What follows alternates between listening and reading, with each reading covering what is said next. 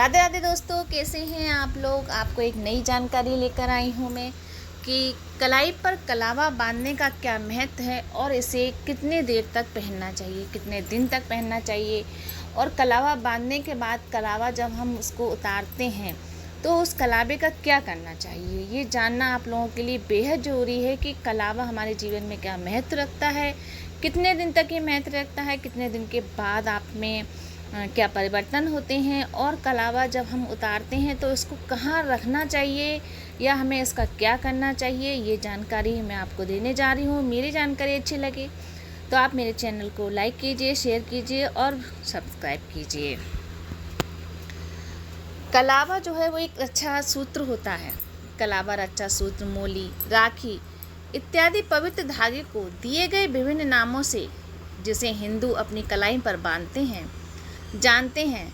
चाहे किसी बड़े अनुष्ठान या पूजा की शुरुआत हो या राखी के दौरान ये कलावा कलाई पर बांधा जाता है और सुरक्षा और कल्याण का प्रतीक बन जाता है। कलावा बांधने का मुख्य कारण नकारात्मक ऊर्जाओं और बुरी ताकतों से सुरक्षा प्राप्त करना है। ऐसा माना जाता है कि पवित्र धागा एक ढाल के रूप में कार्य करता है जो पहनने वाले को नुकसान से बचाता है। साथ ही कलावा आपकी आस्था और आपके धर्म की याद दिलाता है। अपनी कलाई पर कलावा बांधना एक तरह से याद दिलाता है कि आप सनातन धर्म के अनुयायी हैं। आपके कलाई पर कलावा या राखी सिर्फ लाल या नारंगी या पीले रंग का धागा नहीं है, यह एक ऐसा धागा है जिसका गहरा अर्थ होता है। जब पारिवारिक अनुष्ठानों के दौरान कलावा बांधा जाता है तो यह एकता और एकजुटता का प्रतीक बन जाता है। अनुष्ठानों के दौरान आप जब पुजारी से अपनी कलाई पर पवित्र धागा बांधने के लिए अपना हाथ आगे बढ़ाते हैं तो आप उनसे और अपनी आस्था के प्रति अपना सम्मान दिखाते हैं। वास्तव में कलावा पेड़ों और दरवाज़ों पर भी बांधा जाता है जब कोई इच्छा पूरी करने के लिए कहा जाता है या जब आप अपने घर से नकारात्मकता को दूर रखते हैं।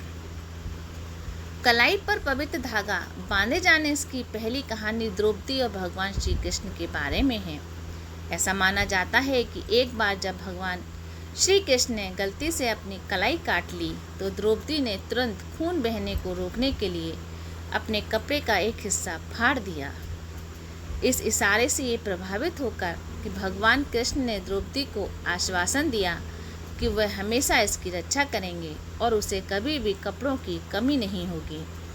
जबकि साड़ी के पवित्र धागे के रूप में काम किया, भगवान श्री कृष्ण के आश्वासन ने सुनिश्चित किया कि दुशासन के शर्मनाक कृत्य के दौरान द्रौपदी की साड़ी कभी खत्म ही नहीं हुई। कलावा को राखी के रूप में भी जाना जाता है और इसे रक्षाबंधन पर कलाई पर बांधा जाता है। राखी के त्यौहार के दौरान लड़कियां अपने भाई को कलाई पर राखी बांधती हैं और उनका भाई उन्हें बुराई से बचाने का वादा करता है। बहन द्वारा राखी बांधने का कार्य भाई के लिए प्यार और प्रार्थना का प्रतीक माना जाता है। कलावा को रक्षा सूत्र भी कहा जाता है। समारोह के दौरान पुजारी पुरुष और महिलाओं की कलाई पर रक्षा सूत्र बांधते हैं और इसे आशीर्वाद के रूप में भी देखा जाता है। ये प्रथा यज्ञ, पूजा, संकल्प और बहुत कुछ जैसे अनुष्ठानों में आम है। जैसा कि नाम से स्पष्ट है कि यह रक्षा सूत्र कलावा पहनने वाले को किसी भी तरह की नकारात्मकता, बाधाओं से बचने का ये रक्षा सूत्र वादा करता है। माना जाता है कि कलाई के चारों ओर कलावा बांधने से खास तौर पर नाड़ी बिंदु के पास मनुष्य पर शारीरिक और आध्यात्मिक प्रभाव पड़ता है। कलाई को एक संवेदनशील क्षेत्र माना जाता है और धागे के लगातार संपर्क तंत्रिका तंत्र पर सुखदायक प्रभाव डाल सकता है। कहा जाता है कि यह अभ्यास शरीर की ऊर्जा को संतुलित करता है, शांति की भावना को बढ़ावा देने में मदद करता है और ध्यान और प्रार्थना के दौरान ध्यान को बेहतर बनाता है।